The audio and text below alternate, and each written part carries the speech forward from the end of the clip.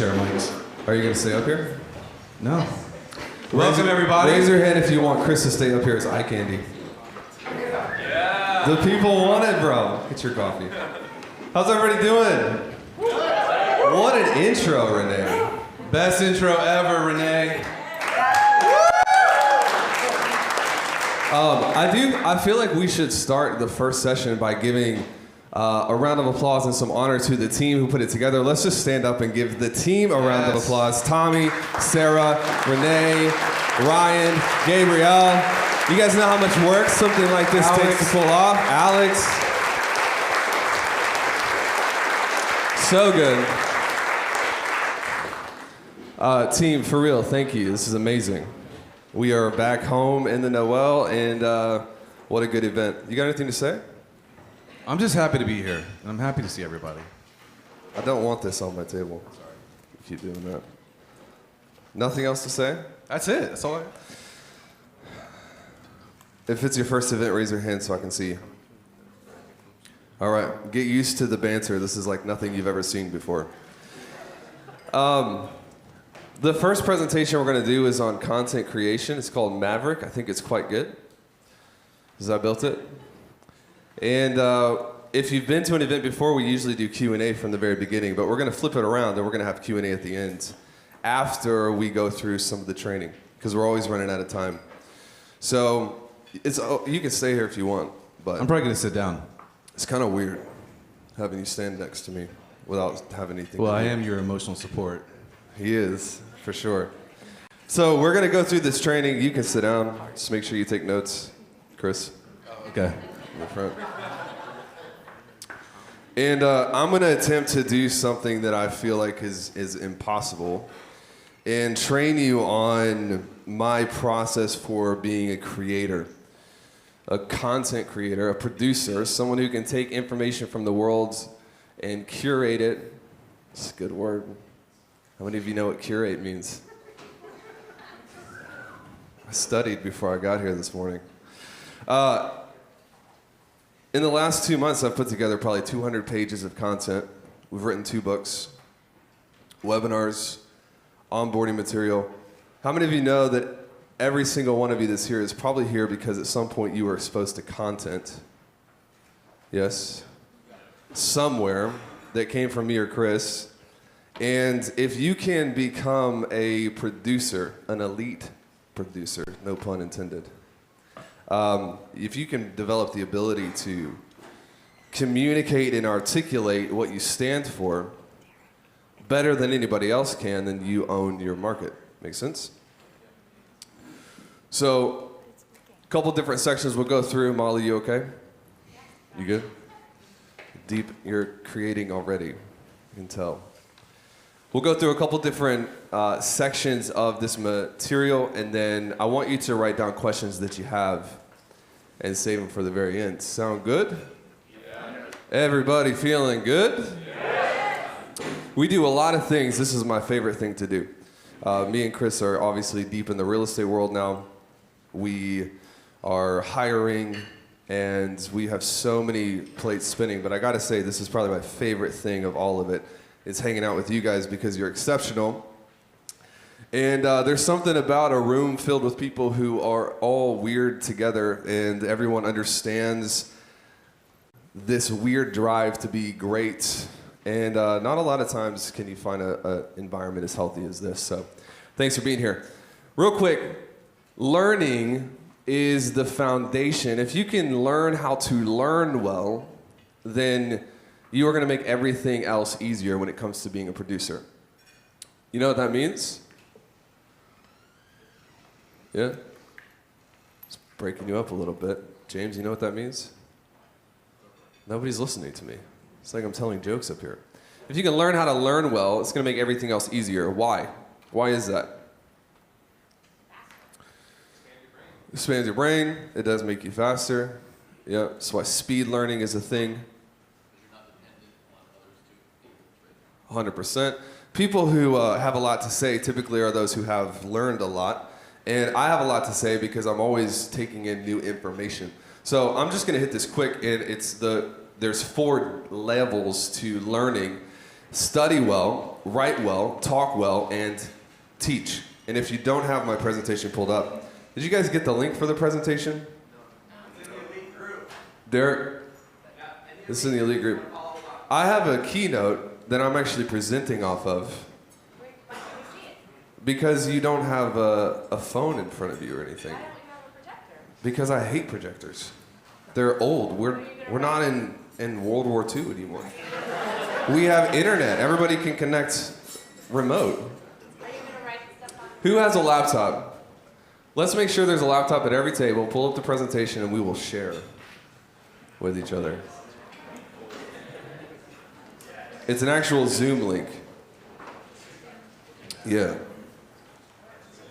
It's probably going to make it easier for you to get what I'm saying.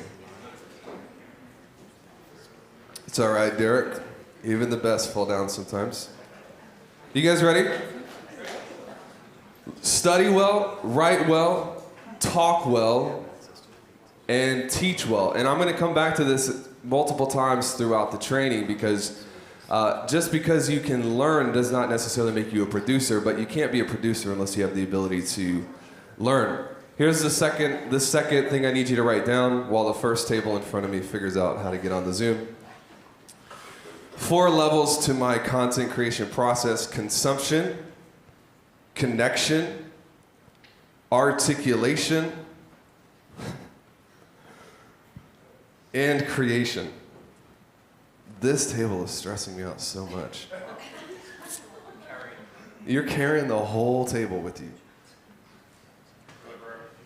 You got it? Consumption, connection, articulation, and creation. So over the next probably 30 minutes, I'm going to take you through these 4 steps, and they build all on top of each other. How many of you have ever felt like you have too much to learn, or all of these pieces of content, and it stresses you out? Raise your hands. If you've never been stressed out with having things to learn, I think maybe we need to have a different conversation. You're probably not being honest. But my biggest obstacle, if I go back over the last few years, is I've got all these things I want to learn. I've got all these podcasts. I've got books on my Kindle that I won't read for a year. I don't know if this is just a personal addiction that I have. You like this too? I get so excited on a Saturday morning when I go through like Audible or Kindle and I just buy stuff. And then Monday I'm freaked out because I don't know what to read. Yeah? It's just me. Like this is a big problem in my life. And the biggest obstacle has been decision fatigue. But I think that I'm an analogy guy, so if you can look at when's the last time you've been stressed out because there's so much food to eat? Don't be embarrassed, this is family. So the fit pros in the group probably, that's it. I started thinking about this information like food, and I got this from Andrew Carnegie. Most of the time, fatigue comes from thinking that you have to consume it all. And how many of you cannot stop reading a book once you start it? Yeah. That's a personal issue. I'll help you with it. You got plenty of time. You don't have to consume everything you start. Andrew Carnegie said a man's reading program should be as carefully planned as his daily diet, for that too is food, without which he cannot grow mentally. That's good, bro. That's real good. If you feel inspired, you can stand up to your feet, get on the table, give you a round of applause. I will not stop you. The key to becoming a great producer is becoming a disciplined consumer. That's good too, isn't it? Thank you, bro. The key to becoming a great producer is becoming a disciplined consumer. So, if you can see the screen, this is going to help you a lot. If you can't, just take notes as fast as you can, Molly.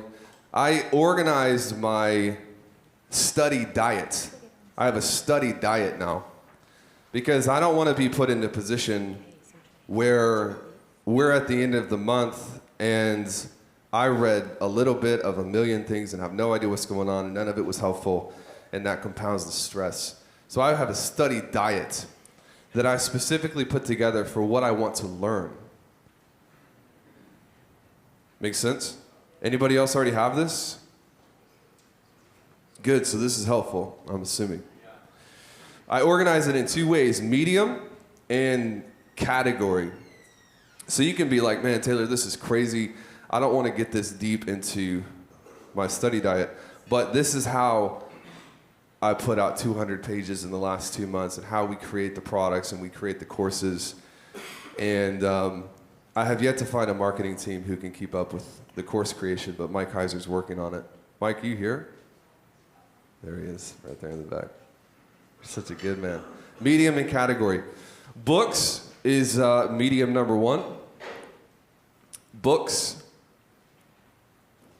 People on podcasts sometimes are like, man, how do you love to read? Because I hate to read. Like, I wish I was like you. And I'm like, I never liked to read. I'm a human being who grew up with video games. I don't think that people understand that I don't necessarily enjoy reading. I've trained myself that it is the process by which I can create. So whatever it is for you, there's other categories, but books is the big one. Articles, this is journals, blogs, things on the internet. I'm not as big into articles anymore. Are you going to take notes for me?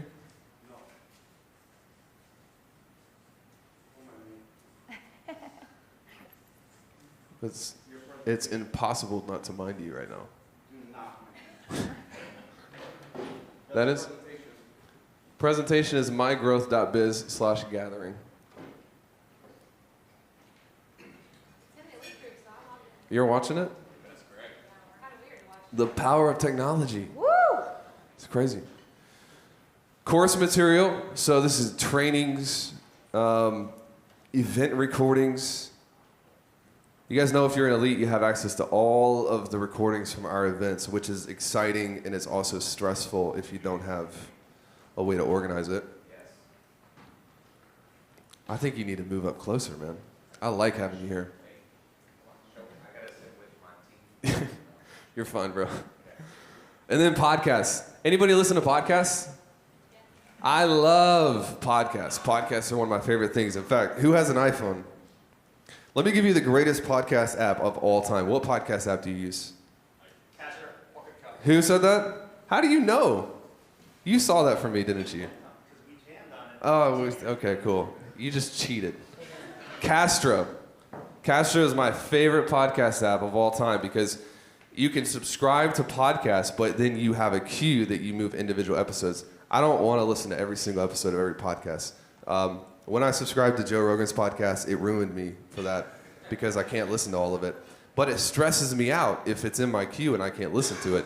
I have issues with this, but I'm assuming that you guys may have the same thing. So Castro is a great app for podcasts. If you don't listen to podcasts, highly consider the Traffic and Funnel Show.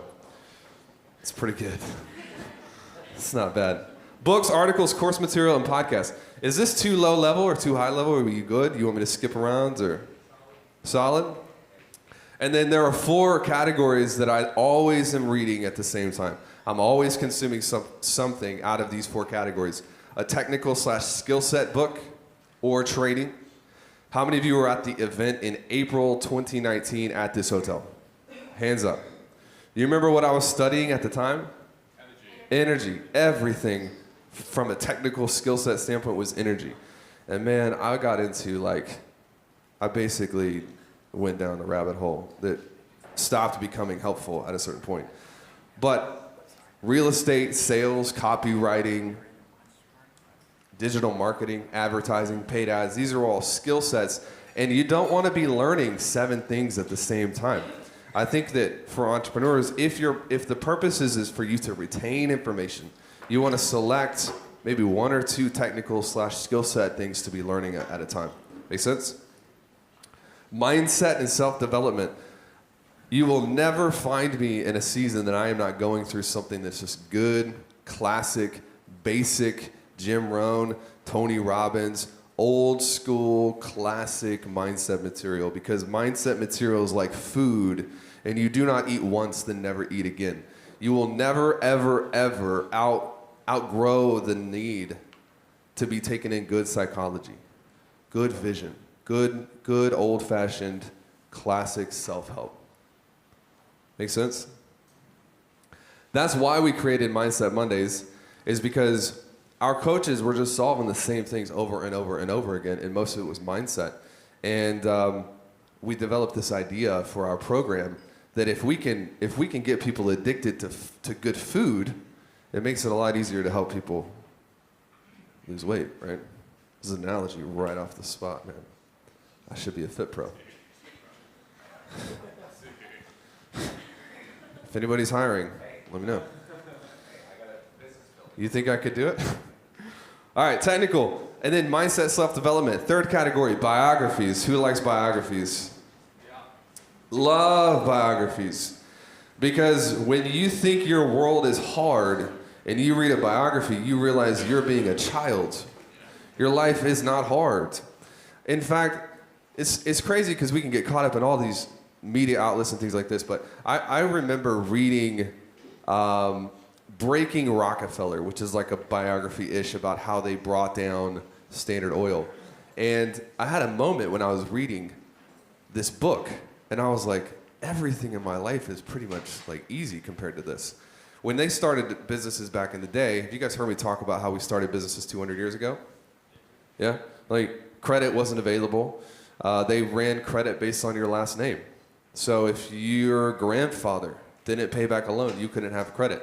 Which it sounds pretty bad, but it gets worse because if you started a business and then couldn't complete it, your daughter and your son's son, they couldn't get access to credit. So you have a bad venture and you ruin the lineage of your name. To start, an ad campaign today, all you do is buy some ads. But back in the day, we put things on ships, sailed them across the ocean, and it took 4 months to figure out whether something was broken or not. There was a pipe that they were carrying oil through. I think it was in maybe South America somewhere. And it was broken for like a month and a half and they never fixed it. They ended up going there was a company that went bankrupt because they lost all this oil. That doesn't happen today because you catch ad problems in what? An hour? 2 hours? If you're really good like us, 15, 16 days. So biographies anchor it in that like, man, what an opportunity we have. And it teaches you the psychology of somebody who thinks better than you do. So, rant's over. If you don't like biographies, change it. And then category number 4 is enjoyment. Did you know there's studies linked to a leader's creativity, that the more the more fiction they read, the more creative they are as a leader. Do you know that? Yes? No? I have like 11 right now. Do you ever not finish some of them? All the time. Hate finishing books. It's overrated. Yeah, I'll take you through it because if it's like a technical or skill set book, I never read the whole thing. Because chances are I don't need all of it. I'm reading it for a specific purpose and I get the purpose and move on. So 4 mediums, 4 categories. And you can imagine if you control this, imagine 30, 40, 60 days in, you start buzzing off of this, and you now have an opinion about almost everything. That's why I'm so opinionated. It's because I'm actually smarter than the people who... Just kidding. I almost went there, but I didn't. You proud of my filter, bro? So as you learn, remember, make a habit to go deeper. Study well, write well, talk well, teach well. It's very beneficial if you're reading a book or going through a course to write it down in Evernote or Workflow or somewhere else and then schedule a Facebook Live to teach it and then go on a podcast interview and teach it again. You see how the retention gets higher and higher the deeper you go. I think there's a flaw in that people are afraid to teach or talk about something that they don't feel like they have an 8-year degree in. But by teaching it, you develop the mastery and you earn the degree. I'm just trying to help somebody. Trying to help James Moody up here. Is that right? Exactly. All right, so the key here, this is the first one. Organize and discipline your input. The more organized and disciplined you can get in your input, the more consistent your output is going to be. Next section is connection. Creativity is the joining of unrelated ideas that creates original thinking. Most of the things that you see us doing that, I forget who it was, I was talking to somebody last night, like, what you guys are doing with TF is such a departure from the norm, but all of it's been done in other industries. There's probably not anything we're doing that's truly original, because there's really nothing that's original. Everything's probably already been done before, and we're just grabbing it and moving it into new things. So even if you have the ability to learn deeply, it's not going to make you a maverick. A maverick will it not make you be, as Yoda would say. I think I maybe got that wrong. You got to create connection from the things that you're learning, or else it's just a bunch of dead information, dormant information, like cash sitting in a bank account making you nothing. Oh. Almost went there too. I hope you guys are having fun, because I'm having a lot of fun right now. Maybe too much fun. The way you record information matters. So if it's a technical or a skill book, I'm never completing those books all the way, unless it's just crazy. If it's a book that I wrote, you could complete the whole thing. But if it's not, I go to the table of contents, I'm looking through what is in the book, and I'm circling or highlighting or writing down what I actually want to get from it, and then I will skim everything else. So I have no, and this is the problem, Molly, I think that you're asking about, is I have no guilt with stopping a book if it's no longer serving me. And I think a lot of people, it's just like an OCD thing. They have to finish it. But consuming subpar information is coming at the expense of excellent information, because you're not going to be able to take it all at the same time. So you actually owe it to yourself. If it's not helping you, just skip around, move on. Make sense? I love reading technical and skill books on Kindle because I can highlight them. And that's going to become important when we go to the next section, which is recall. Okay? Why can't you highlight a paper book? Huh? Why can't you highlight a paper book? It's hard. It's harder to do. You have to have a highlighter and touch it. What if you're at the gym? How do you read? Do you read on Treinamento? Yeah. Yeah. You can do whatever you want, though. That's the beauty of this, is however you want to do it. But I'll read things on hardcover too, but I love reading on a Kindle because I can highlight it and then it stores all of my notes for me. And I'm going to go grab them when I'm done with the book and put them into a program to recall it. Biographies are awesome on Audible. So most biographies, I'm getting the Kindle and the Audible version. It's so cool, like the day and age we live in.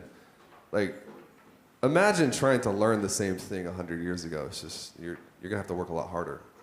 I love Audible. And then mindset development, I've always got on Kindle, and I usually get the hardcover as well. So you go into my office, and there's like 3 rows of mindset, self-development books. And then you can use a real highlighter with those, which Molly loves. All right, anybody ever heard of the tool called Workflowy? Anybody use it? Yes. Did you guys hear it from me? No. Come on.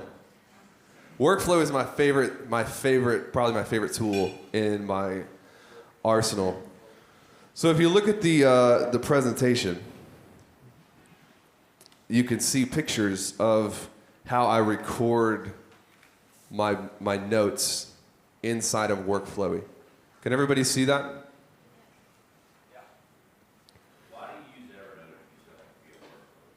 Why do I use Evernote? Yeah, Evernote, I can draw pictures and sketch things, and it's just like a mind dump, you know. So there's a picture at the end of my presentation that I drew in Evernote, and you can't draw that in Workflowy. So they're for different things. So I'll take the highlights, and Molly, this is why I love Kindle, because if I have them all organized for me, I don't have to flip through the book. I didn't know that you could do that. Which is a lot of work, flipping through a book. Yeah, you can. It's cool. And I'll take them and I will type them into Workflowy, and you see those tags at the end that are categories. There's process and discipline, failure, attitude. You guys see that? So if I want to sit down and write a chapter on failure and the power of failure, I click a tag and notes on failure from 100 different books and 70 different authors populate.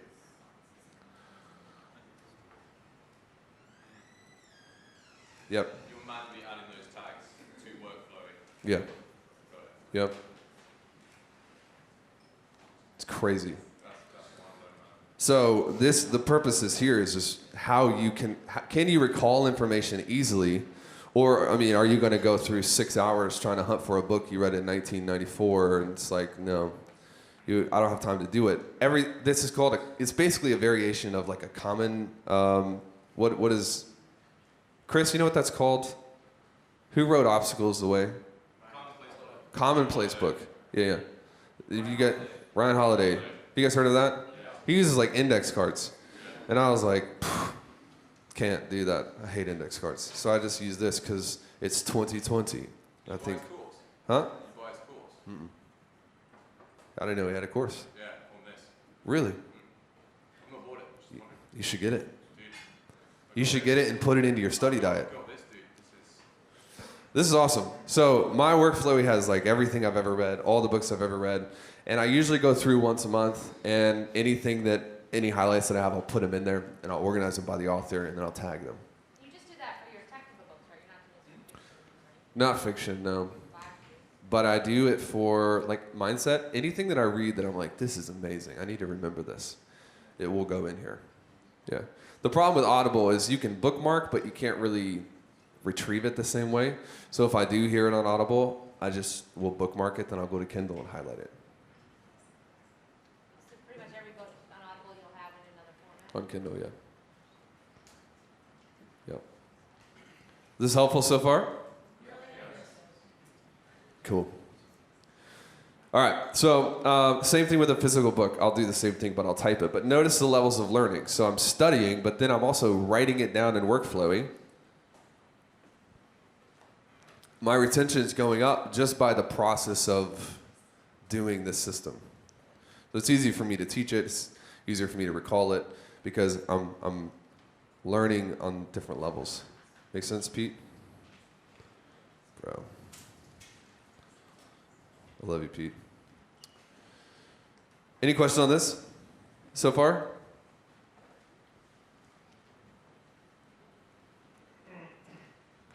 Everybody feeling good? Yeah. Articulation is the third part. And I think this is the hardest thing for me to teach. And so I'm going to take you through some thoughts on articulation, but then I think it'd be helpful to do some live examples. You give me a story that's happened in the last 3 or 4 days, and let's actually write something on the spot. If you're cool with that, that's fine, but I don't want to push you guys if you're uncomfortable. If you're uncomfortable with the magic. Thank you. You want to do it. Guys, you have to tell me what you want. You have to tell me how awesome I am, or I stop talking. You're awesome. So many jokes. I feel like you guys are just need coffee or something. Yeah, what you got? So you just copy your highlights from Kindle on your laptop and then paste them into Workflowy Yep. and then put a tag on whatever the topic is? Yep. Yep. Unless it's a hardcover book. Then I type them. Any other questions? Can I clarify something Yeah. that might help? Yeah. You can go on Amazon and like where he's retrieving this from, there's like a specific URL for your Kindle account. It's like something highlights and it like literally pulls up all highlights. So it's not like you have to like go hunting I for thought you each were being a book. Kindle app. Yeah. Okay, but you're saying on. Yeah, like you go on your desktop and you can go find the URL to your account. You can click through all of your books and all of your highlights are there, which is like where you just copy paste, bring them over to Workflow. It's true. That's a true point, Greg. Language is the armory of the human mind and at once contains the trophies of its past and the weapons of its future conquests. That's crazy. How powerful words are and the articulation and communication of words. How you communicate matters a lot. This is actually my biggest regret, I think, in life is there were several years at the beginning of my journey of influence and building a platform that I believed that the only thing that mattered was the truth. But the truth communicated in a way where the person cannot hear it is worthless. And so I began to go deeper in my study of how do I communicate hard things well? How do I challenge people, but at the same time not insult their humanity? How do I communicate ideas that can literally ripple and shift the mindset of somebody's thinking without destroying them? And I really studied a lot on how leaders communicated. Is there anybody that you, not me or anybody on the team, but is there anybody that you just are like, that person's a great communicator and I love how they phrase things? You got a name that comes to mind? Yeah. Same. Eli. Hormozy. Get in the habit of identifying these people so that you can model them. And there's a list of people that I follow on Facebook. I love how they communicate. I love the spirit behind how they communicate. I love the energy that comes out of them when they communicate. And I will write down what they say by hand because I want it. Make sense? So you got to have a list of people that you look up to in that way, because ultimately the most powerful thing you have in your business is going to be your words. Think about it. It's going to be your words. The words that you speak, the words that you write, the language with which you communicate, the message you communicate. It's worth the time to get really good at this, because like we said, every one of you, all of you are here because at some point you saw some words, like we're reducing it down in binary at this point, but you saw a word somewhere that would made you feel like this is what I need to do. So it's worth the time. And so an old yellow notebook works, and you write down what they say, and it teaches you the articulation that they have. Anybody who has studied copywriting at some point has heard this whole thing. Gary Halbert used to say the best way to learn copywriting is to write things out by hand. And by the way, we have one of the most legendary copywriters in the game in the back seat, Kevin Rogers. Let's give him a hand for being here. Thank you, my friends. And Kevin can tell you some stories about me later because he was actually one of my first mentors. So I paid him off to keep some of it private. But it's worth it to copy this stuff out. You begin to get it in you. And it's really, really good. Let's go through some things that I want to touch on in terms of articulation in my Facebook post, in how I communicate in my social post. And I want to draw a distinction between the texture and the rhythm and the cadence of copy, and how to make your copy act. Not only should your copy be potent in what it says, but it should have a rhythm to it so that people can actually get swept up in it. Make sense? Is this too deep? I love this stuff, so I could spend forever here. So just tell me to move on if I need to. What's the difference between the word people, spelled out, and the word people, PPL?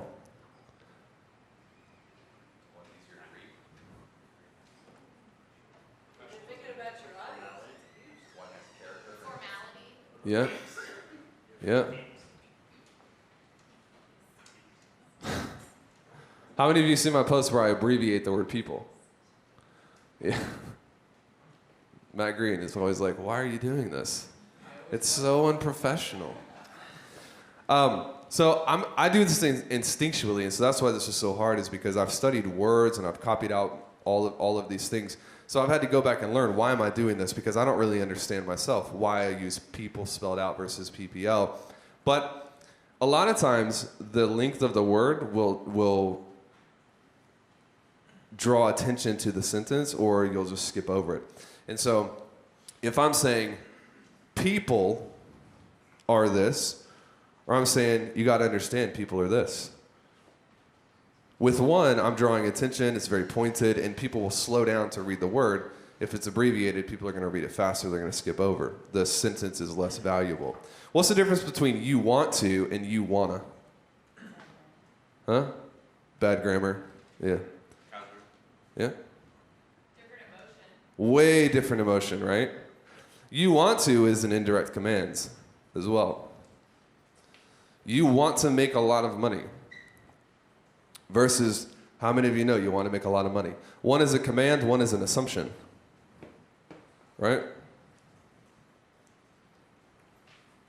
One is powerful and one is not as powerful. What about the difference between do not understand and don't understand?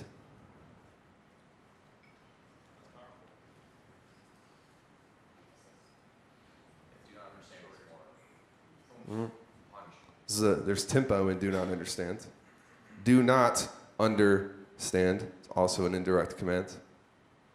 Don't understand is also less intense. It's not as like dad talking to son. It's more assumed. I mean, if you don't think that this matters, then you're always going to struggle to have mastery over the language. So the more efficient you can become with your words, the faster you can write, the less time it takes you to communicate ideas, and the more emotion is going to be in the party reading. This is a big one. What about the difference between no after a question and negative after a question? Do you wake up at 4 a.m.? No. Do you wake up at 4 a.m.? Negative. What's the difference? I'm sorry I'm making you think this morning. It's maybe too early, but It discredits the negative taints the sentence behind it, the whole thing behind it. Ever thought about that? Say more. Negative invokes more of a response. Yeah. Negative is more of a word by itself. Negative implies negative. It doesn't just imply, no, I didn't do it. It actually puts it puts a negative emotion in the sentence. Communicates a whole lot more. What about the difference between saying, here's why and here is why? Here is why you want to do this. Here's why you want to do this. emphasis of importance. Look at it. Yeah. Here is why. Look at me. Here's why. Just skip over it. You could also use this for cadence and texture. If you say, here is why, here is why, here is why, here is why, over and over, it's like a musician playing one chord for the whole song. There's no rhythm to it. There's no texture to it. Something all capitalized versus not capitalized takes the word and separates it out from the sentence. So it draws a dichotomy, right? When you communicate verbally, you can place emphasis on a word verbally, but when you're communicating with words, you have to place emphasis on the words with how you set it apart. What you got? Just going back to the no and negative, like, can you give some context or an example of why you would, like a situation you would use negative versus no? If negative feels better? Told you this is hard, I don't know. Maybe, let me think about it. Go back to it. How many of you can see this post on the screen? Let me read this out to you the way that it's designed to feel. I don't know what our time is, but are we good? Okay. Let me read this out to you based on how it's supposed to feel, and then let's break this post down based on what we've gone through. Is this helpful material for where you guys are at in your business? Here we go. To the timid and the fearful, a day will come when the one thing you will wish for above anything else is the opportunity to go back and do it different.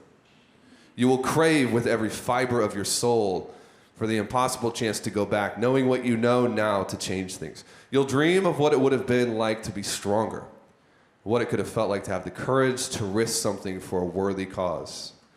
You will fight off, unsuccessfully, the feelings of regret and self-doubt from wasting years of the only life you have while people played all out and left a legacy.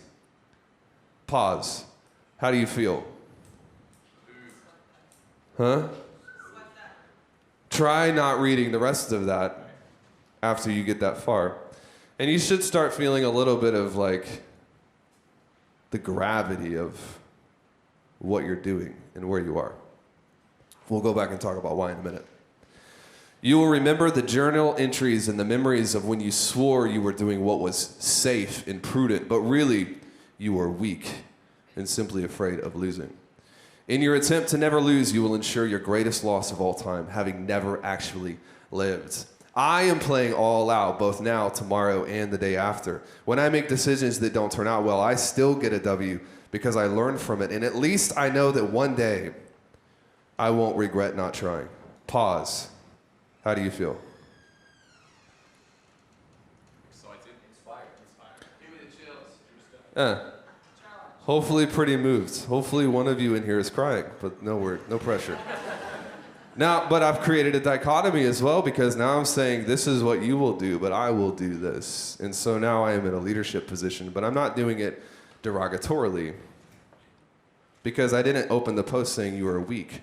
I put you are weak underneath the context of what makes you weak, so that now you can't argue with it. Make sense? So weird stuff. The human language is crazy. People used to tell me, once you have kids and real responsibilities, you'll get it. But now I am a father. And the drive to play well is even stronger. I want to end with my kids thinking, if my dad could do it, I can do it too. Not, well, dad never did anything, but at least we were safe. Why is there a question mark there? At least we were safe? Shrug on the shoulder? Is that it? Exactly. Like, I don't, they're gonna, now, we want to put some question into that. To the timid and the fearful, I repeated the opening of the line, so the whole thing is now getting wrapped up full circle. To the timid and the fearful, hopefully this will shake you awake. If not, save it, write it down, and add it to your memories of opportunities you could have had but wasted. I love ending pieces with that sentence right there is like, there's zero chance to argue, don't even comment, because game, set, and match. I don't know how to describe that or teach that, but you see a lot of the things that I do, right, have something witty at the end that push away somebody arguing with me. Because if they comment, they've obviously wasted time and they've just fell into my trap, you know. It's not really a trap, but it's tied up. When you write posts like this, is there some person specifically that usually inspires you to the idea? Sometimes, yeah. You one of the best tips that I can give is take the hurtful experiences or the frustrating experiences and turn them into teaching. So yeah. So I was curious if you find this in your writing. So for me, I'm a very impromptu and a video guy, right? And so, and I hate typing, so I do video, right? But video, the way, you're still riffing typically when you're writing. It's just I'm doing it on a Facebook Live. Yeah. The odd thing is, when do I end it? All I can say is I always know, because there'll be, like the carrot, it comes to fruition, and the word, the sentence that ties it together comes to you, and you know you have to stop, right? It's like doing showmanship. Yep. Is that same? It's the same thing. Doing in writing? Yeah, it's the same thing. Taylor, what's your thought on using you when you're talking about something negative? Sometimes people say that breaks rapport, so if it's a negative thing that you're talking about, use we or them or people. Would you disagree with that? So for If I'm in person, I might say we instead of you, because I don't want to get mobbed. But not really in this context. it's not something you worry about. But I think it depends on what you're writing about, because if you're saying we as entrepreneurs and you're wanting to create a collective belonging group feel, then you say we. But this post, in the middle of it, I'm like, you're this and I'm this. I had nothing to do with you. I don't want to say we. I want separation. I was just going to say that it's really clever because it's polarizing and it's a snooker at the same time. And the reason why is because you've made us feel like we're on one side or the other, and both sides are actually a choice. So Yep. snooker is actually, you can be this, or you can have this possibility of this. So you're having this movement energy towards the thing, and you're actually defining the thing and creating it for us. Yep. So the criteria belong to me. Yeah. And if you're creating, the criteria belong to you. Yeah? Huh? As the voice for our virtual viewers, they're asking if you could repeat the question so that they can hear it in the microphone so they can hear it. Oh, sorry. I forgot that you all were here. Yes, Matt.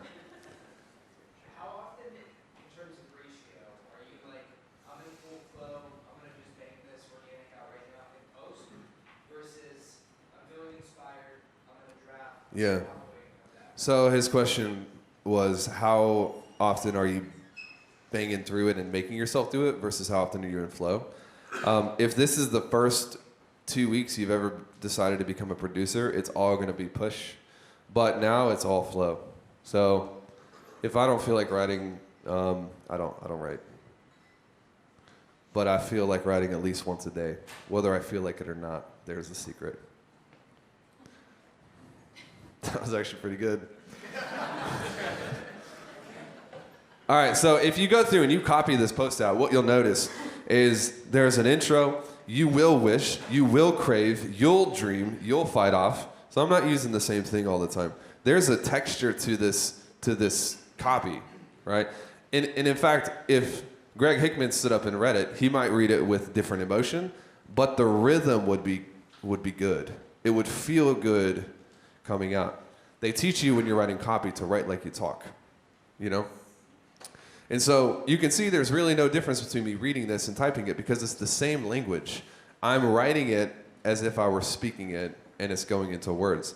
That's why grammar, you're always going to break the laws of grammar. Always. Because nobody, not even the English, talk with perfect grammar. Right? There's a flow to the way you speak. And I'm stuttering here, and I'm saying "and" a lot, and some of my sentences are incomplete sentences. I suck at grammar. But you have to talk and you have to write the same way, because if you don't, people are reading these words out loud in their head, and if it doesn't sound good, then you miss the rhythm opportunity. You'll dream, you'll fight off. I am playing all out. Why didn't I say I'm playing all out? I'm playing all out. It's a good thought, but no. It is I am playing all out. It is that word separates when I'm talking about them to when I begin to talk about me. Notice everything before is you. Then I am playing all out, both now, tomorrow, and the day after, when I. And then after I'm done, I go back to them. So it's separating, it's creating separation. It's also saying that they can do this too. You position yourself so strongly as a leader. Mm-hmm. I have achieved this. And obviously the father line anchors that back down. The father line just makes me a human being. Yeah. And then anybody who's a parent got you. Yeah. Because they're all going to be thinking, shit, yeah. I don't want my kid to say that about me. You know, we do this on sales calls. We do this in posts. Yeah, people love us or they literally hate us because there's there's incongruence if they read this and don't change, there's incongruence. Do you have a question? Yeah, so I've just seen you use white space differently at times, and this one tends to have less than I've seen you and other. Is there any reason because sometimes when you may not write the message any differently, but the way you post it. So was there any rhyme or reason based on the white space you put here? You write it the exact same way today that you wrote it that day? I would. I think it depends on the language or what you're trying to communicate. Because if I'm going into the next post, which we'll go ahead and go to, you can see here, there's a different, it paints a different picture. So it depends on what you're communicating, I think. And if you want a sentence to really stand out, don't put it in a paragraph. Make it its own sentence. If you have something that's just, it's supporting, it's infrastructure, you don't really care about the sentence except for what it does to the other sentences, hide it. That way people don't get fixed on it, you know? You guys want to do this one too? I actually got a lot of messages, and I don't know if you post every day on Facebook or anything like that. Facebook, you don't have to use Facebook. But I tell Chris, I write on Facebook as a way to go to the gym. Like, I'm not really expecting to get money from my Facebook posts anymore. But we have a book coming out. Hopefully Chris will let us come out with it this year. It's called Millionaire Recipes. And it's literally a collection of the past 2 years of posts, and I don't have to write it. They're just taking the posts and putting it in a book. So you will get power from it, but I write because it's a way to keep sharp, not necessarily because I want something from it. So I understand you're doing it for that reason. Are you looking at the feedback as well? This Yeah. is good, this isn't. Yeah, and if I want a lot of comments, I just hate on Dave Ramsey, and or I talk about Christianity. Yeah, that'll do it too. Yeah, I mean, I don't think you can get away from having some sort of connection with the feedback. But I don't really engage in drama anymore, because there's always going to be people that are like, yeah, I think you're full of it, or blah, blah, blah. And the power of ignoring them is actually more painful than the getting into it with them. So it hurts them more to not respond. So. You don't have enough time to respond. Well, we could argue with that.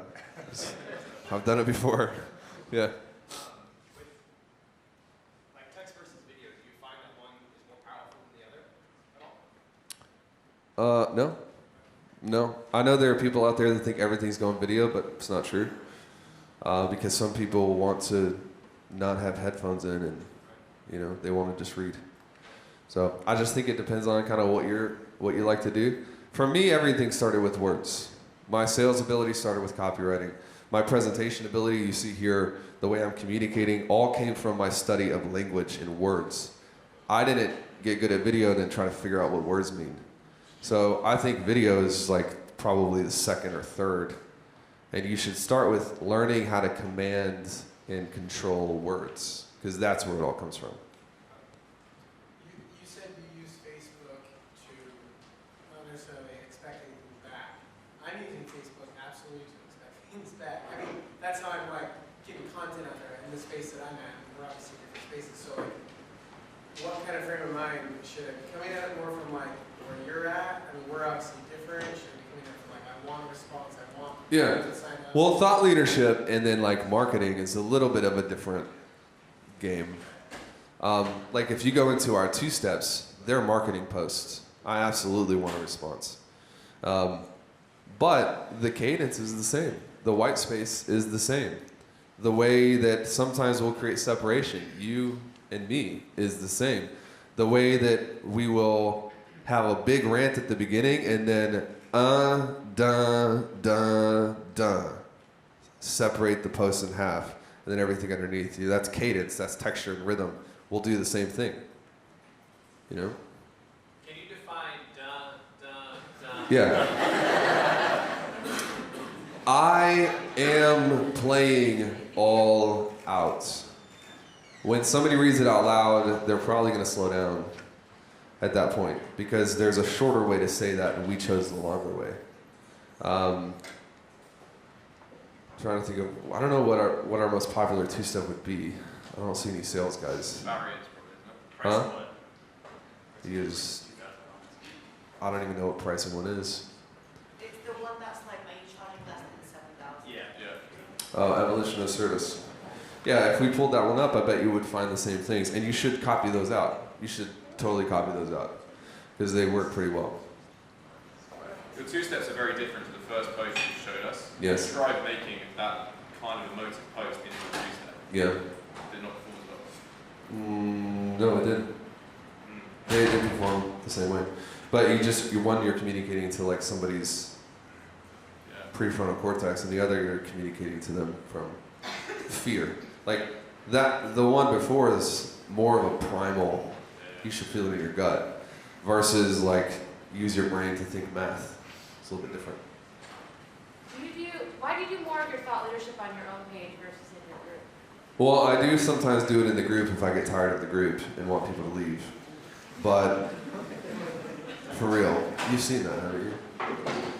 And do you guys see the 2-step I did the other day? It's like, if you're weak and afraid and pathetic, comment, I'm going to send something to you.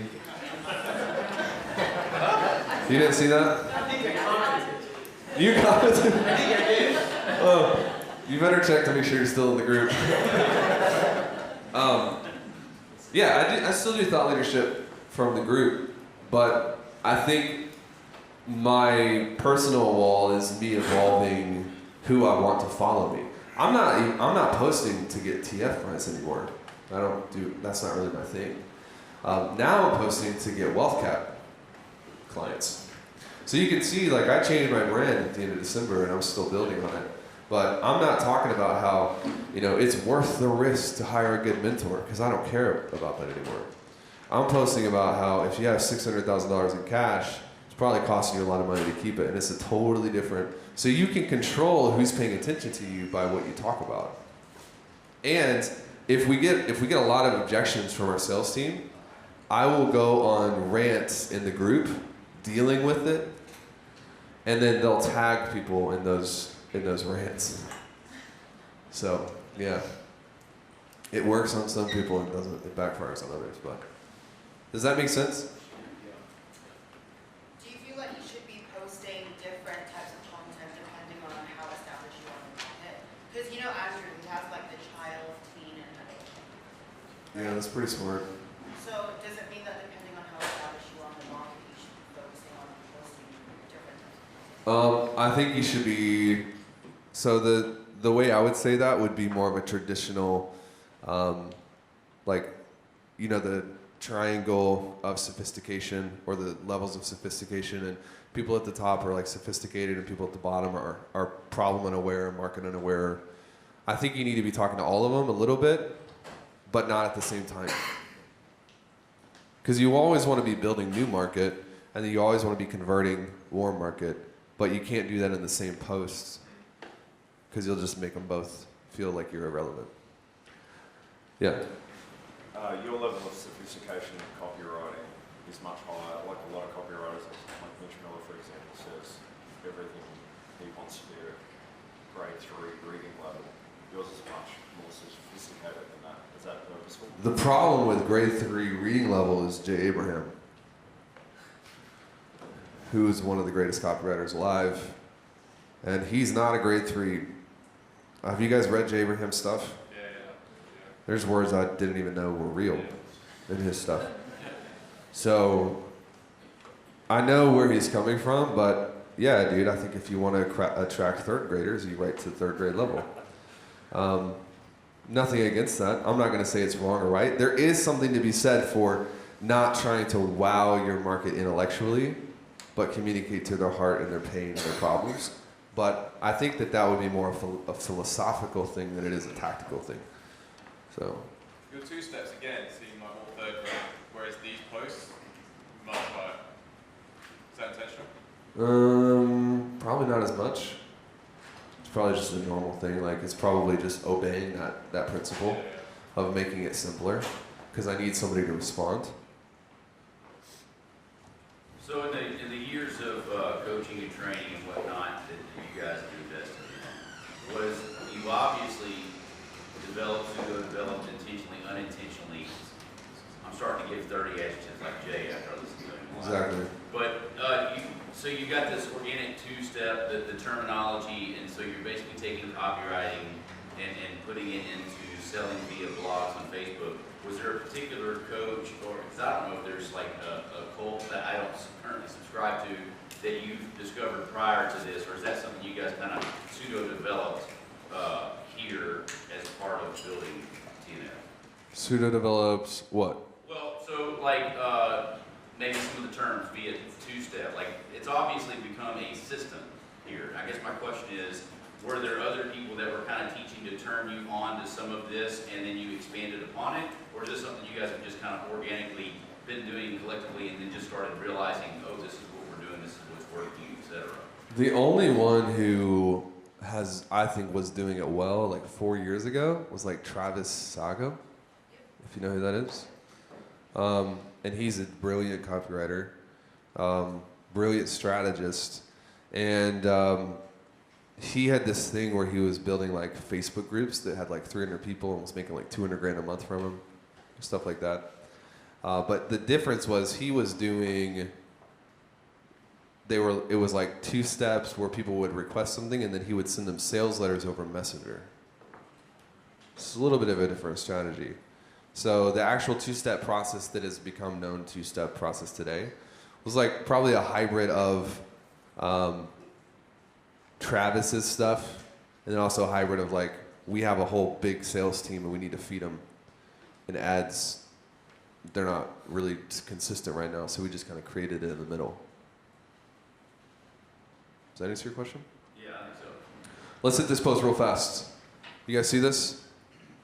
This is why studying and like taking in information and recalling it and retaining it is so important.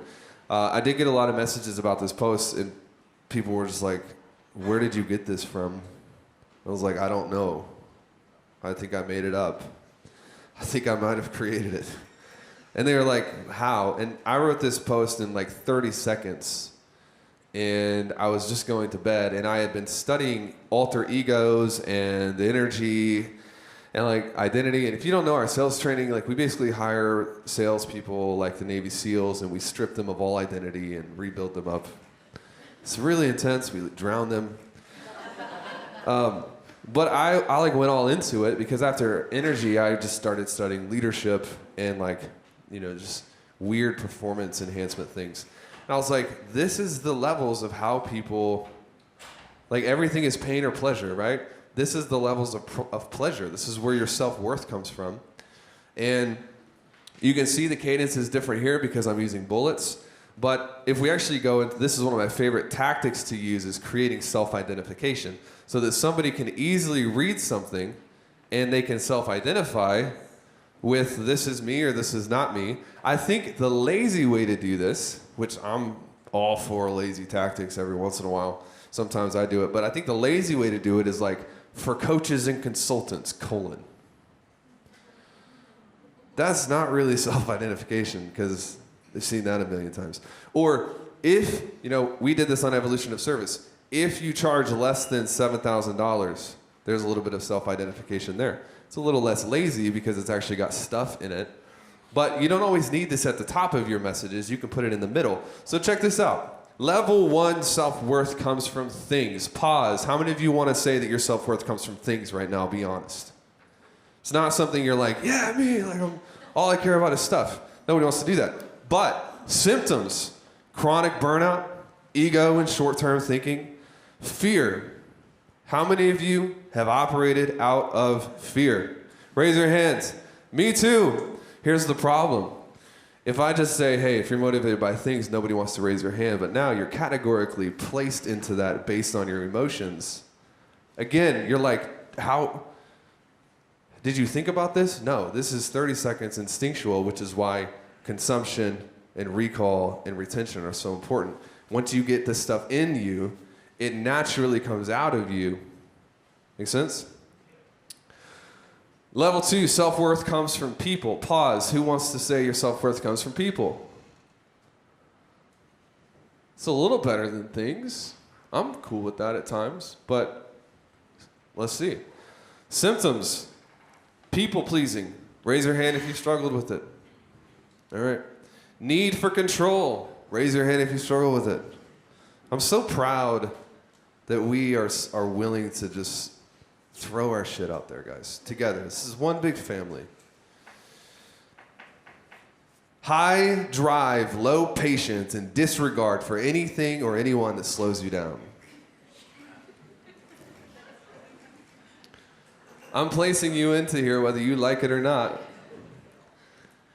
Level 3, and here's the thing, nobody's honest with themselves until they're forced to be honest with themselves. And I told somebody on in a sales meeting, which by the way, if you're an elite, you should reach out and ask for some sales meetings because it's some of the best training for sales you'll ever see. And we'll do that for you. But I said, I don't want to be a good salesperson. I want to be a good truth teller. And if I can be a great truth teller, I will, by default, likely develop influence and people will buy from me. It's a very, very, very different philosophy, very different mindset. You with me? Yeah. Level 3, I'm using these posts to force people to be honest with themselves. Self-worth comes from you. Everything else is considered byproduct. Impact, wealth, fulfillment, all byproducts of being you. Symptoms: you are another human being pursuing daily internal growth. That growth shows up externally, but not for the sake of applause or approval. People, PPL, just throwing it out there. People looking up to you or not looking up to you changes nothing. You are growing and enjoying the journey regardless. New decade, who dis? I also love being playful in posts because I think there's masculine energy and feminine energy. Anybody heard of the difference?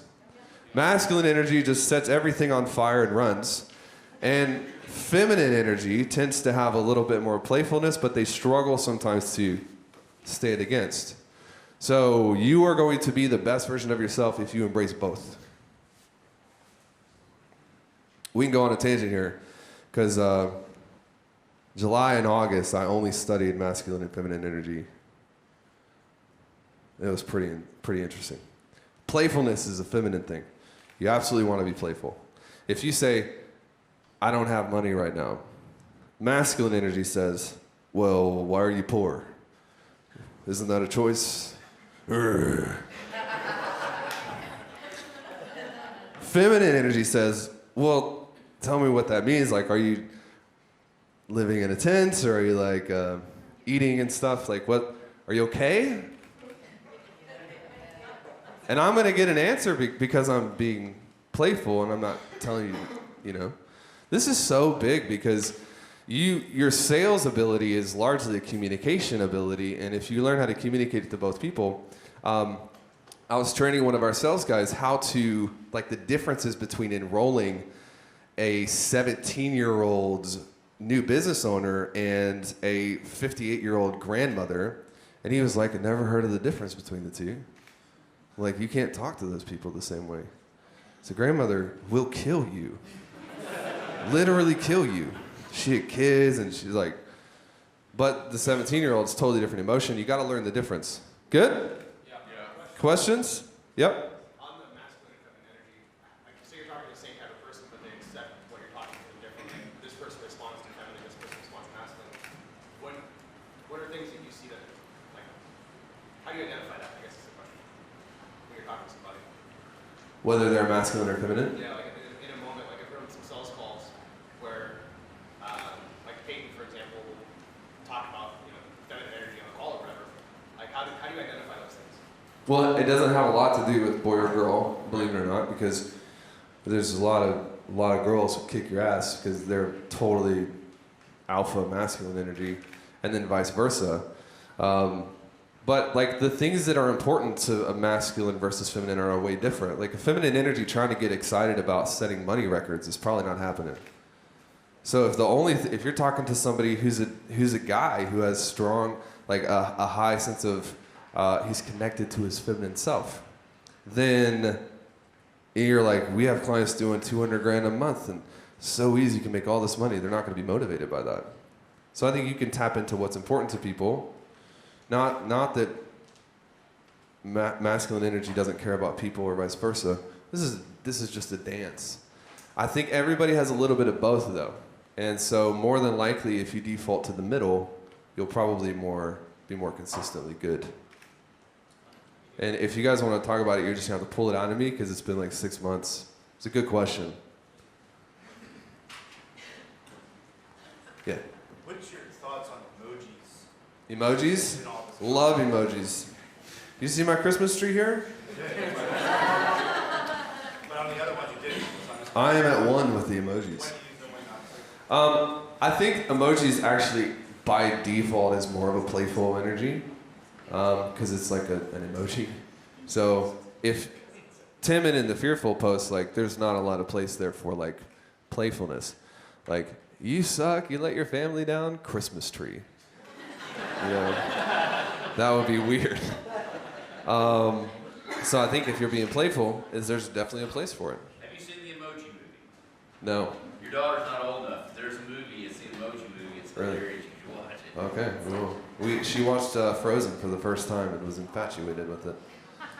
I looked over and my wife was sitting on the couch, infatuated with it, and then Kate was sitting on the couch, infatuated with it, and I was like, oh, geez. Basically the same. Cool. Yeah. I was just going to say, like, that post was, again, more brilliant because there's another snooker there, which is self-identification at all three levels. Yeah. A new decade being the call to action is now, I don't want the last decade to be the same as this decade, which basically pulls me from level 1, level 2, level 3 into movement. Yep. Because growth is movement, or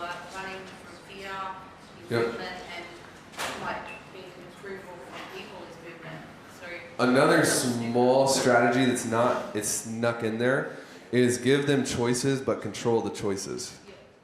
So, like I can give you, are you A, B, or C? But I'm giving you A, B, and C. You're going in one of them. I control the choices, but you have choice. And all three end up with a reach out. Yeah. All right, we have 15 minutes. I think we can maybe, do we want to skip through the last part of it and then do live examples after and Q&A? Is that good with you guys? I was going to do some live examples here, but the team won't let me do what I want, so apparently this isn't my event. So anyway, study words, copy them out with your hands, because it's different. Copy them out on a piece of paper, not on a computer, with your hand in a pencil. Everybody get that? Old school. Creation. Here's the last part. And can you guys still see my screen? Yeah, we're good. Okay. Obviously, this is about taking connections, creating your own spin of them. Here's the best thing that I can tell you about creation. So you got your consumption locked in, you're reading, you're studying, you have a study diet, so you're not at the whims of however you feel in the moment. You're studying the right things, you're teaching them, you're starting to build a reservoir of content. And it's not refined yet, and it may not be pretty or perfect yet, but you are becoming a person who has things to say, which isn't that the first step? You got the reservoir starting. Now you need to make sure, and this is something I learned a lot in the last, honestly, the last 6 to 7 weeks, is chronotypes, and take heed to the time of day where you are most productive. How many of you are night owls? How many early morning, all the way? And how many of you are I don't really know, I'm just whatever? Yeah. So, probably the worst thing if you're truly a night owl is trying to wake up early. Or if you're an early person and you're trying to stay up late, this is a violation of your biological standards. That's physical. When we come to creativity, there are moments in your day where you are the most creative. So what I did is I ended up creating a spreadsheet, and I rated myself on a scale of 1 to 10 every hour for a couple weeks, which is the hard way to do it. You could go to a website and take a test, and that would be 30 seconds. But I had to learn myself. So this is the bear chromotype or chronotype, which basically means your sleep-wake patterns are just completely dependent on the sun and where you are and how you feel, and you can kind of go either way.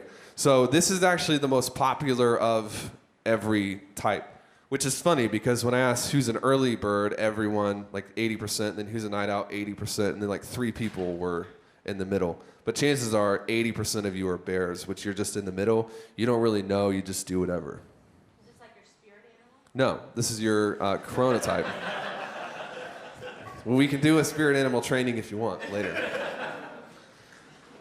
I'm going to give you the link where you can take a test afterwards. This is your sleep-wake patterns. It's when you're most productive. It's when you're most creative. If you say, hey, Taylor, sit down and I need you to write 20 pages, I could do it, but I probably couldn't do it at 11 in the morning. And I probably couldn't do it, I would do it probably around 6 o'clock, 6 to 7, or I would do it around 8 o'clock. So you're a lion? I'm a bear. Yeah. A lion is early bird. Wake up at 4. Yeah. Wake up at 4 and happy at 4. Yeah. Hate that. Jealous. Early bird, always go get her, but you probably go to bed really early. You don't really need coffee in the morning. You do, but you don't need it. And then you kind of fizzle out early in the afternoon. So margaritas is a great hack for writing copy. Great hack. I'm glad you said that. The wolf, these are the night owls. They have 2 peak periods of productivity from about 12 noon to 2 o'clock, and then after everyone else has gone to sleep, they turn back on. Chris? Probably, yeah, because I wake up to big paragraphs of text from 12 and I was asleep. Yeah. Yeah. Just, if you know you're one or the other, you should just obey the laws of nature. Because what entrepreneurs like to do is buck the trends on everything and Taylor wakes up early, so I'm going to wake up early, but that's not actually productive to you. And then we have the dolphin. Anybody struggle with insomnia? Kevin Rogers? Yeah. So the dolphin is typically your pleasure seekers. Yep. I'm a dolphin. I wanted to be a bear. You're a dolphin, but you wanted to be a bear? It's okay. Embrace your dolphin spirit. Pretty type A, always too much to do, never enough time, but they have really high intelligence. They're very perfectionistic. And oftentimes, they're the ones that like can't really leave until everything's done, but you can't get everything done. And so you just begin a ball of stress. Gabrielle. I remember. Who was I talking to on the team that was like trying to get everything done all the time? I can't remember who it was. So if you struggle with insomnia, a lot of times what you can do is you can actually build a proper shutdown sequence at the end of the day, and you can start throwing things like gratitude and, looking back from where you've come from, things that chill you out and like disconnect you from how much you have to do, and you'll be able to fall asleep. Bear, lion, wolf, and dolphin, you can go to thepowerofwin.com. That's not even our URL. It's just somebody who wrote a book on it, who knows a little bit more than I do about it. And you can get your actual chronotype. And so for me, I perform best in the mornings and in the evenings. But I don't wake up at 4. I wake up at like 6, sometimes a little bit earlier, sometimes a little bit later. But the thing that makes me a bear is I don't actually care. So today I woke up at 7 and nothing's wrong with me, I'm pretty good. If like a lion wakes up at 7, their whole day is like ruined because they missed that point in the morning and they feel guilt, like I suck, I didn't wake up on time. It's like, I'm not even a lion anymore. So this is me. And you'll probably notice if you wake up and you log into Facebook like 7:30, 8 o'clock, I just post it almost every day, like probably around 7 to 8. Because that's when I'm like the most creative and the most happy. And then sometimes I'll go on a rant at like 7 o'clock and won't shut up for 3 hours because I turn back on, Any of the elite lives that we do or that I do from my home, they're normally like 8 o'clock at night, 7 o'clock, if you think about that. It's just because I got an extra win that I got to do it. All right, questions. How much time do we have? 5 minutes. Has this been helpful?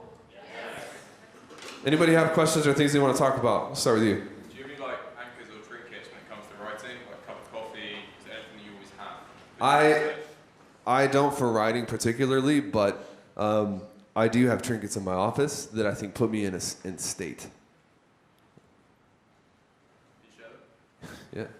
I have a bull and a bear, and I got it because a bull and a bear, like a Wall Street stock market thing. Because when I started studying finance and money, I realized that nothing has to do with the economy.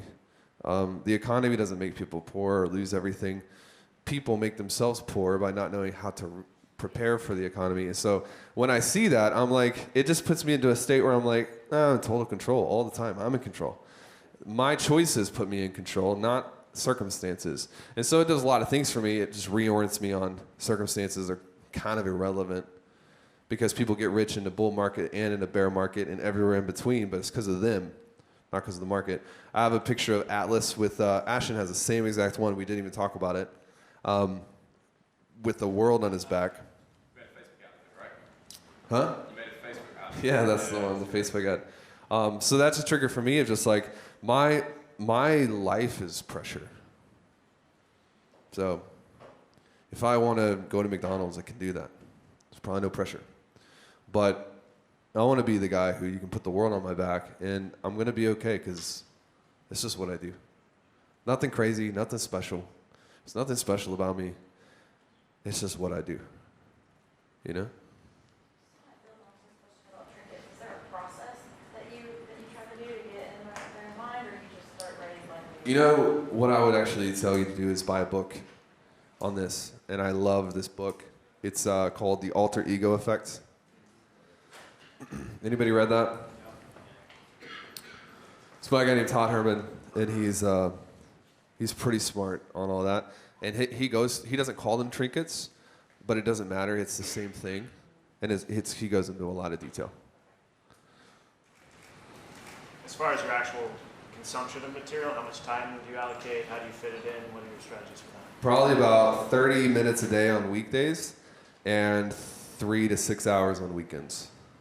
Per day or overall? No, overall on the weekends. So in the morning, I'm listening to audibles and podcasts, and I try to take at least 15 to 30 minutes sometime in the morning to read. Sometimes more. It just depends on what's going on. But the weekends, I love to that's what I do to chill. I just love to read. You just like switch up, you know, I have 4 categories. You switch it up randomly in the morning? Or? Yep, all my mindset material right now is on Audible. This guy named Jim Rohn. So I mean, like, do you like mindset morning or No. always just... Yeah, mindset is I'm reading Jim Rohn on the way to the gym. But no, it just depends on how I feel. If there's too much pressure and too much rigidity, then it'll stress you out. Yeah. How common is it to change chronotypes? Anybody know the answer to that? How common is it to Yeah, change? you have kids, and that's why I became a lion. And when you have employees, you can't operate with the distractions. So you have to get in the office at 4 or 5 in the morning because chaos comes to you, and you can't shut it down because you've already built the beach. Like everybody here trying to build this, you already have one. The kids will do that. So Yeah. the reason I'm asking is I was a wolf for the first 37 years of my life. Bro, you're still a wolf. And now, okay, so there In you go. more ways than one. Well, so I'm a wolf pretending to be a bear, and I'm actually feeling really good about and moving towards lion category. I feel really good about it, but it's still kind of weird. Because Yeah. like 37 years of staying up till 4 in the morning, making records and being a dance. Are you wanting to talk on this? So I'm curious if anyone Yeah. else has done that. Yeah, tell I us. studied the crap out of that book. Tell us. So generally, you'll actually go through different phases throughout your life.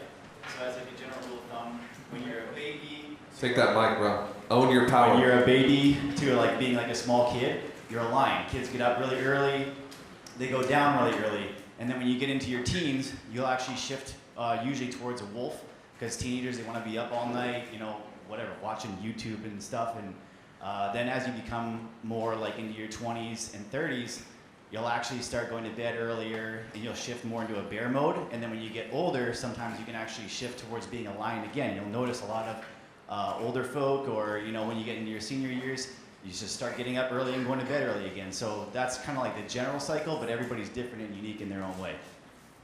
I would also say the most destructive thing that you can do is pretend. So who cares if you're one or the other or whatnot? Just the most destructive thing that anybody can do is wish that they were something different. That's bad. What else? I've read the book, and ultimately you just got to honour your circadian rhythm. Yes. And when you honour your circadian rhythm, it's like the moon cycles. You're building a life and a business around the cycle of your Yes. rhythm. And that's when you move into a cadence, which is true authenticity. So my instinct would be to say that I shouldn't change it, but I've changed it, and it feels really good. So has anyone else done that and felt really good? If it feels really good, you should just follow it, man. Yeah. Instead of trying to change yourself. That's what I'm doing. Bro, let yourself shine. Shine your light. Okay? You're not the only one. Yeah. Are there any inputs that you avoid as far as categories? Yes. Negativity. Yeah. Negative people, I hate them. Block them. They're destructive. What if negativity is family? Huh? What if negativity is in your family? Extended family? Brothers? That's extended family. A wife, I can't help you there. So I think that you don't have to, I think you can respect them and you can just slowly back away and spend less time. If they're truly destructive. What? Talk, let's connect with her over the break. But, I mean, here, the thing for me is like, if they're truly destructive and they're truly negative, ultimately it's on me subjecting myself to that. I don't have any anger with them, or all that stuff is negative. It only hurts yourself. But you control how much time you spend with them. You control whether you let them affect you or not, you know? So there are people that I've had to, I don't say, hey, you're no longer in my life because you're negative. I don't do that. But over time, slowly just reducing my exposure to them in a way that's still respectful, you know? Along the same lines, but not so much negative, but just people who, like, I've got a lot of old friends that just aren't on the same sort of wavelength. They've not done anything wrong, they're not negative per se, but there's just no value in the time that I'm spending with them, if that makes sense. Is it the same deal? Yeah, I think so, but I think it depends on exactly what you mean, because there are some people that are in my life, not because they're contributing to me monetarily or like they're just a crazy entrepreneur, but it's like they're just an incredible dad. And they work at FedEx, you know, I don't know. And I want to get the effects of what they are good at, not necessarily punish them for what they're not good at. I just think it depends on where you are in it and what you're talking about, you know. But if they're not adding anything to it, there's a quote that's like, if you go out and you try to find good friends, you won't find anyone. If you go out and you try to be a good friend, you'll have friends everywhere. And so I can't control other people. Is this a good friend or a bad friend? Why aren't they adding anything? Blah blah blah. But I can be like, I'm gonna be a good friend. And then what's happening is they're not getting banished. They're just getting replaced by default. You don't have to do anything. You don't have to. It's just I'm being a friend. I have so many other relationships that my exposure to them might decrease. You know? Yeah. Who are three others that you would say are great at articulation? Three others? Yeah, three other models. Besides? Aside from yourself. I like a guy named Dave Heil. I don't know if you guys have heard of him. He's a real estate guy. Have you heard of him? No? I actually love H-E-I-L. I love megachurch pastors. Oh, dude, they're so good. They're so good, man. Because they can get 20,000 people to give them money at the same time. They're good. Joel Stein's amazing. Same? They're the best communicators. They are the best communicators in the world, really.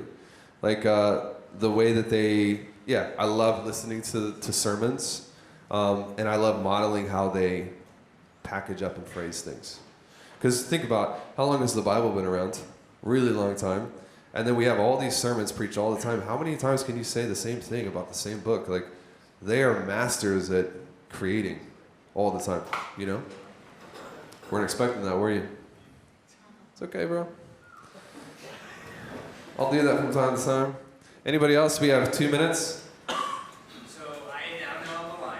So, are you going to ask a question as a staff member or a set of clients? Well, I'm asking for it. I'm just kidding, Matt. I love you, Matt. I'll see myself out.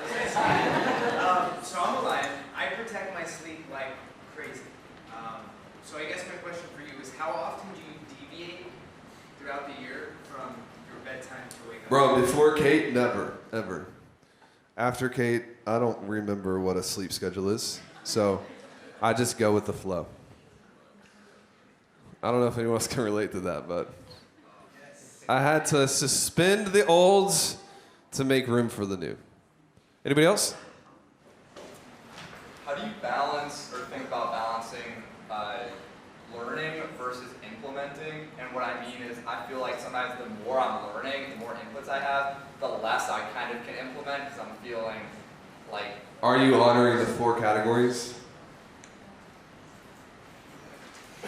I feel like it would slow my learning down if I was really teaching everything I was learning. No, the 4 categories of input. Technical, mindset, biography, and enjoyment. Because if I had 7 things I was learning that were all technical skill sets, it would mess me up too. Gotcha. But there's like 1 or 2, and then there's a mindset, and then there's a biography, and then there's a enjoyment. So I'm making sure play by those rules because the connection of all of those ideas create new things. Write it out. Yep, You'll have 100%. Anybody else? So do you take notes about the source, author? Yeah. Mm-hmm. I do. Sterling? Just want to appreciate you for this incredible session on how to Oh. think better. This is rare content on how to think differently to be a better producer. So just appreciate you. Thank you Thank so you, bro. much. This is awesome. You are the man. You are the man. All right. Can I ask one Last question. So, It better be as good as Sterling's. Yeah, that's pretty good. So how would you get over or around, and you may not necessarily deal with this because I've gathered a little bit of your background, but for many of you guys that came from a very poor family, or like, so how do you come through to where, because it goes back to negativity. Let's hit that question with Chris. Answer it with Chris. Let's hit that question in the next session with Chris. Because he's going to have some thoughts on that for sure. All right? You good?